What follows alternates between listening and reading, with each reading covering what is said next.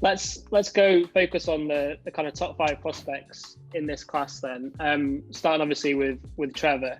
There's been so much hype around him. People saying best prospect to come out since Andrew Luck, since Peyton Manning. When you put the film on, does he deserve that type of hype, and why is he different to everyone in this class and most other classes for you, or if he is? I mean, like anything right now, he's probably being overhyped. Doesn't mean that he's not the number one pick, absolutely, for sure. No one's going to, I don't think very many people are going to contest that. I'm a big fan of his. I think he's been the best for a long time. When you're that high for that long, maybe you don't live up to the expectations as far as your own play, as consistent as he wanted to be the entire time he was at college. Doesn't mean that he wasn't one of the best college players for the last couple of years. It's just he was, and he is, and he's going to be probably got a chance to be a very successful quarterback on Sundays. I think he's more athletic than people think. I think he can still continue to become more consistent as a passer, which is scary and should make Jacksonville fans really excited. But I mean, he's a freak on a field of freaks, and it's got to be really cool to see that. Okay, Zach Wilson, I was really interested in what you said about how impressed you were that he'd improved the past season. I'm a Jets fan, so I think, looking at that number 2 pick, who's obviously been mentioned a lot there, kind of what do you see out of Zach Wilson compared to kind of these other guys, when obviously you mentioned there people are knocking him over the competition he's playing, but again, we've discussed this, he can only play against what he's playing against. What kind of impressed you in terms of the improvements he made from 2020, from 2019? Zach Wilson. Matt, I love how he plays. I love how he throws it. I think he throws it probably the best out of everybody in this draft class, most consistent, love his release, love how he plays. And I'm just curious, about if I was really doing an evaluation and wanted to know for sure, have a more concrete understanding, I would go back and look at the film from 2019. I've heard the decision-making got a little bit more sound. I know he's always had a reputation for playing kind of hero ballish, taking shots, and it worked out a number of times this year. I think when you go back and look at the film from 2020, there are some balls that I would consider jump bally that probably aren't as successful on Sundays as they were for him this past fall on Saturdays. But that doesn't take anything away from, I love how he throws the ball. I love his arm angles. I love the creativity. I do. I really am a big fan of his. Will that translate exactly to Sundays? I don't know. I hope it does. I think the league would be more fun if Zach Wilson plays like he played this year on Sundays for the next 10 years. I think it'd be a blast and fun to see, but again, no offense to you being a Jets fan, but it's not the most stable situation and hasn't been. And then the other part that I think is interesting about the Jets is that, is it a significant upgrade from Sam Darnold? If they were in the same draft class, I don't know. I don't have to make that decision. I would probably lean towards not, but again, if he goes in there and lights the world on fire, good for him. Congratulations. Yeah. I'm not sure that it is that significantly different. I think Sam Darnold was a pretty good looking prospect coming out. I think context matters. I think the situation matters, and it hasn't worked out for a number of different reasons. And that's coming from someone who's friends with Adam Gase. I like Adam a lot. And so it just doesn't work out everywhere. Yeah.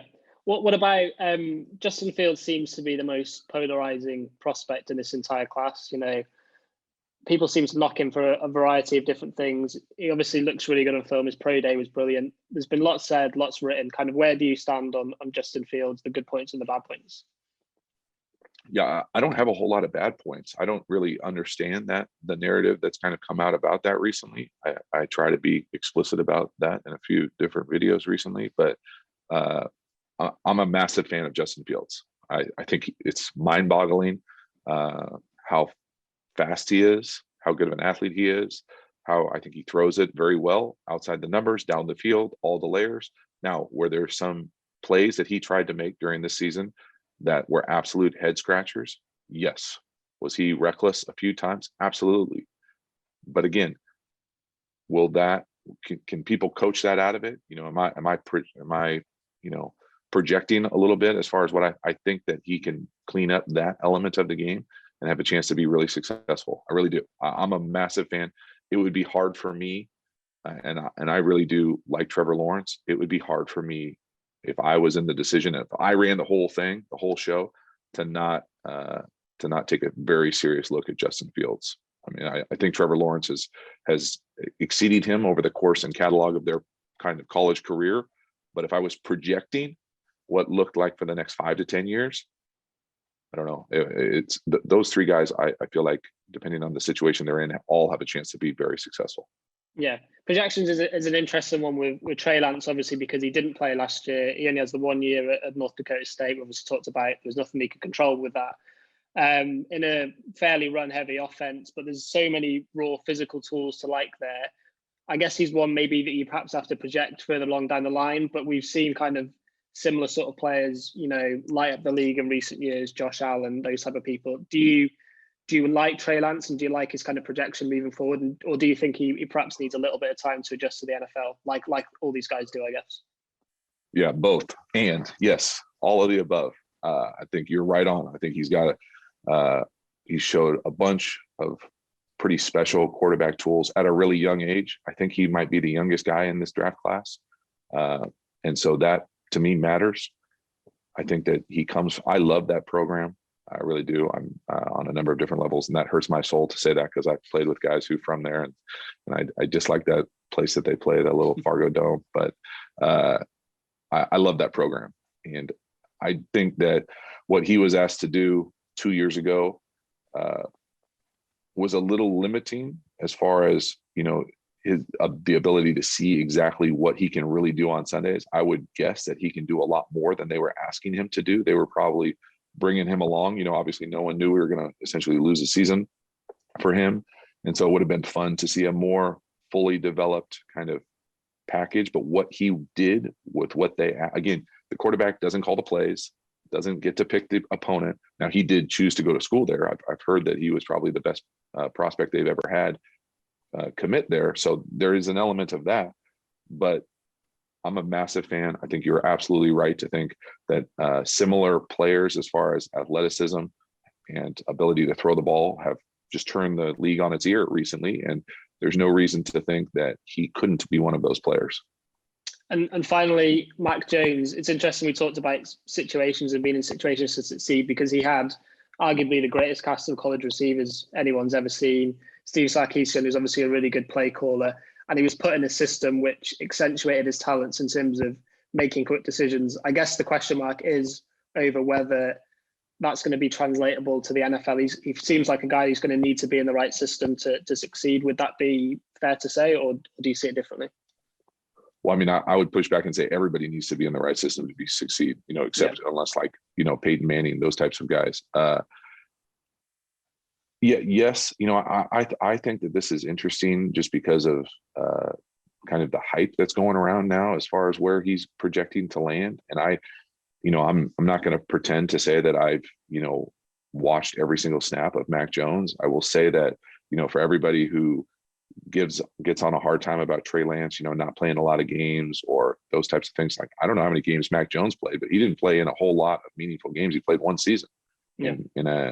Those types of things. I think what they did offensively at Alabama this year versus what they did with Tua was interesting. I think that they were a little bit more vertical, a little bit more play actiony. I think you alluded to the fact that they had some dudes, is an understatement, on the perimeter. And so, I think all those things go into the evaluation, go into the projection. I think that there's no reason not to think that he couldn't be a very successful quarterback in the league. Now, is he the same type of prospect as far as athleticism, as far as arm talent? I don't think anybody puts on the film and thinks that. I don't know where that comes from. Now, I think if the number one thing you're looking for is, trained quarterback who can process at a high level, can process quickly, and you can see evidence of that on college tape, he's right up there. Absolutely. And it was fun to see him have such a great year when he gets his opportunity, coming from someone who didn't get an opportunity right away. You got to fight and claw. And when you get that opportunity, you make the absolute most of it. Yes.